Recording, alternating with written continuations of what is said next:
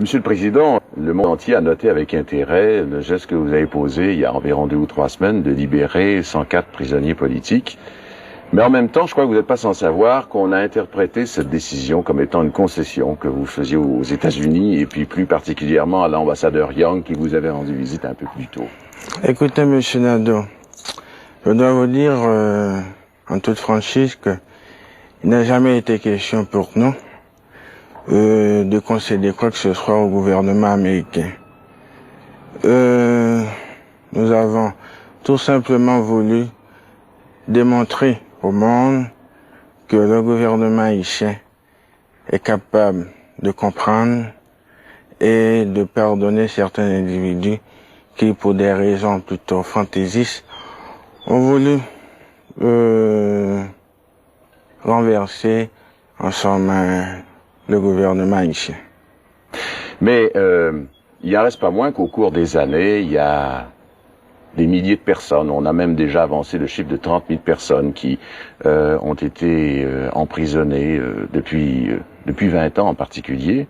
Vous en avez libéré 104. Est-ce que, Président, vous affirmez qu'il ne reste plus de prisonniers politiques maintenant ici? Je vous donne la garantie formelle qu'il n'y a plus un seul détenu politique en Haïti. Mais j'ai eu l'occasion de lire depuis que je suis ici, par exemple, des lettres de personnes, des lettres adressées aux journaux haïtiens, notamment la lettre d'une dame l'autre jour qui demandait au gouvernement de confirmer, par exemple, que son mari est mort, puisque son mari ne faisait pas partie de ces 104 prisonniers que vous avez libérés l'autre jour. Il y en a plusieurs comme ça, plusieurs Haïtiens qui se demandent un peu ce qui est arrivé finalement de leurs parents qui ont été arrêtés au cours des années. Eh bien, je pense que de ce côté-là, vous avez été pris de vitesse.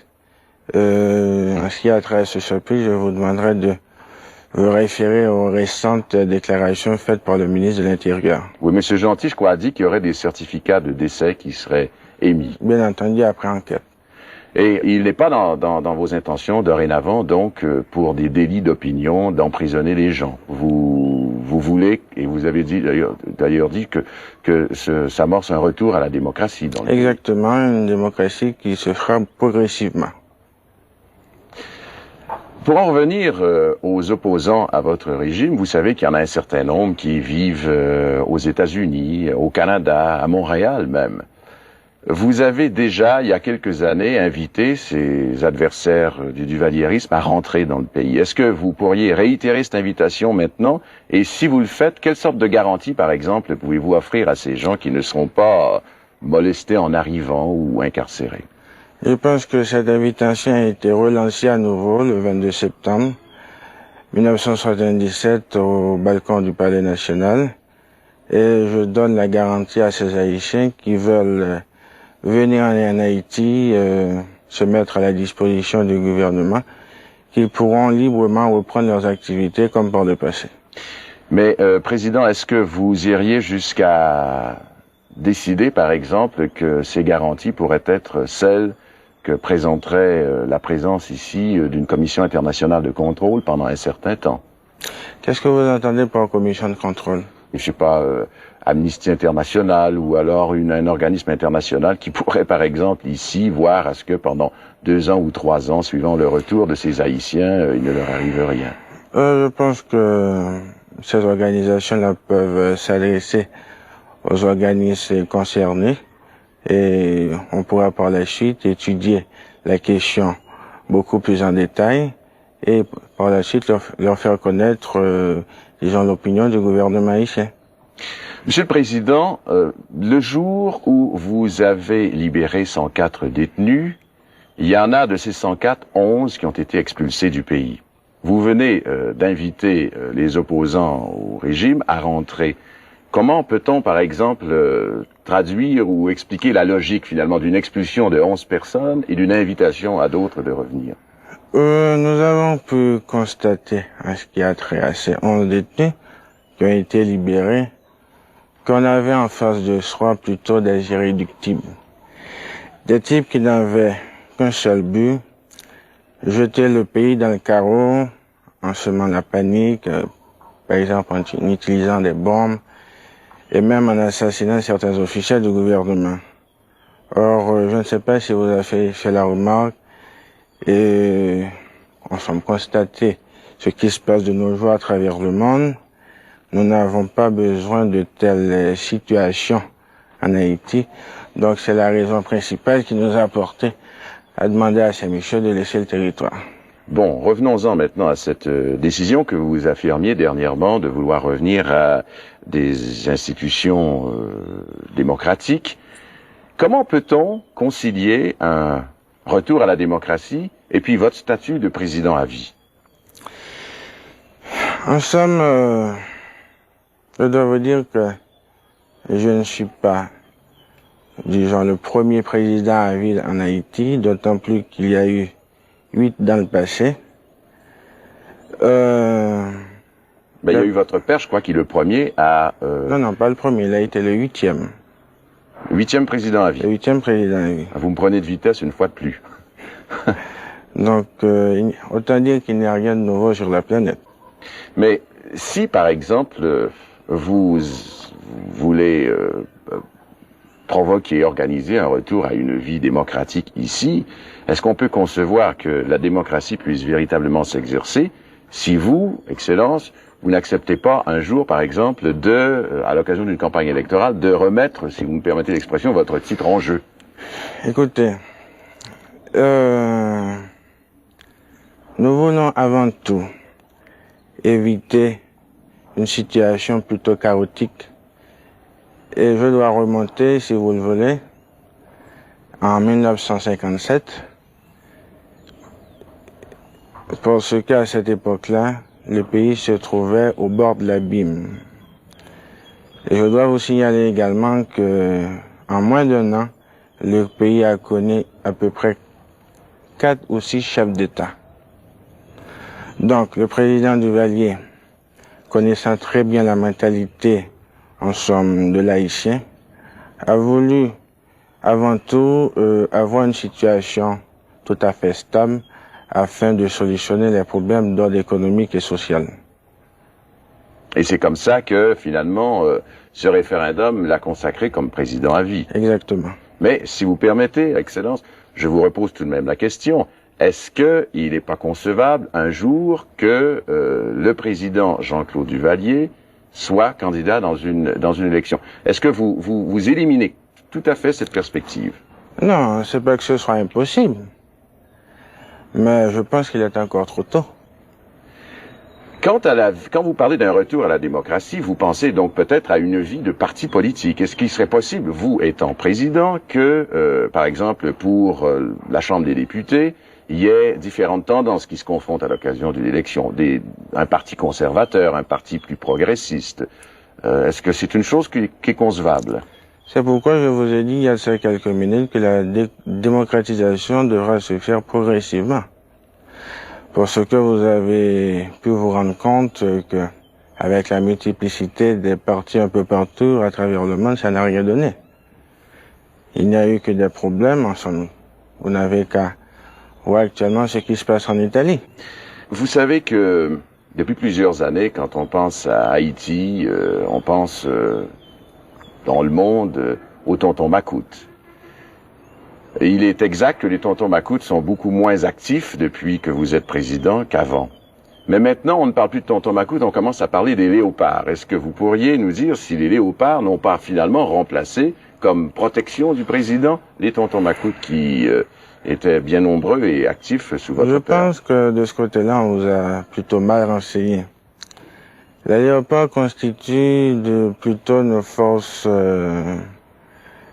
contre, par exemple, la guérilla. Et je dois vous dire également que j'ai pris cette initiative, c'est parce que j'ai été témoin des difficultés que le président Duvalier a eues. Il a dû faire face dans le passé, par exemple, à 11 invasions, sans compter les invasions avortées. Donc, nous avons dû prendre, disons, cette décision afin, non pas d'intimider ceux qui se trouvent à l'extérieur, mais disons plutôt dans le but de les dissuader. Mais les léopards sont quand même pour vous une garde extrêmement fidèle qui pourrait peut-être un jour bloquer un soulèvement dans l'armée. C'est un peu aussi comme ça qu'on voit les choses de loin. Soulèvement de l'armée, je ne vois pas comment, d'autant plus que nous avons plutôt une politique préventive et je ne vois pas comment l'armée pourrait se soulever, d'autant plus qu'il n'y a jamais eu de cas semblables dans le passé. Haïti est considéré comme étant un des quelques pays faisant partie du 5e monde. C'est un pays très très pauvre. Moi, je me souviens de vous avoir entendu dire, au moment où vous avez prononcé votre premier discours devant la Chambre des députés, que si votre père avait fait la révolution politique, vous aviez l'intention de faire la révolution économique. 6 années plus tard, est-ce que vous avez l'impression qu'elle est faite, cette révolution économique? On ne peut pas dire que la révolution économique a été, disons, concrétisée à 100%. Elle est en voie, parce que nous avons pas mal de problèmes à solutionner. Il fallait avant tout, par exemple, donner une infrastructure indispensable au pays dans le but de promouvoir l'économie et en même temps d'intéresser les investisseurs étrangers. Il est un fait qu'il y a beaucoup de projets qui sont en marche maintenant, sauf que votre pays, qui a déjà été un pays parmi les plus importants exportateurs de sucre, par exemple, est obligé maintenant d'en importer, de même qu'il importe du riz. C'est une chose qui est tout à fait nouvelle, ça. Et ça ne nous apparaît pas être un signe de dynamisme économique que vous deviez maintenant importer du sucre.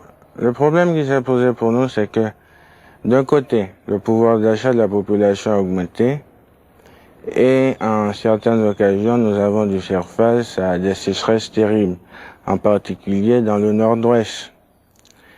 Et, nonobstant également, disons, ensemble, des conditions climatiques et également les procédés habituels que nos paysans ont l'habitude ensemble utilisent jusqu'à présent.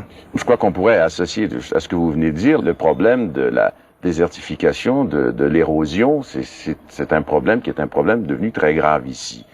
Est-ce que, pour que votre pays ne devienne pas un Sahel des Caraïbes, par exemple, est-ce que vous pouvez faire quelque chose pour inciter la population à ne plus couper d'arbres et même éventuellement à reboiser? À ce sujet, nous avons pris toutes les dispositions et je dois même vous dire que les soi-disant tontons Macoute et même les léopards participent à la campagne de reboisement et en collaboration avec les paysans des zones affectées. Et je dois dire également que nous sommes aidés par exemple par le gouvernement canadien et le gouvernement américain.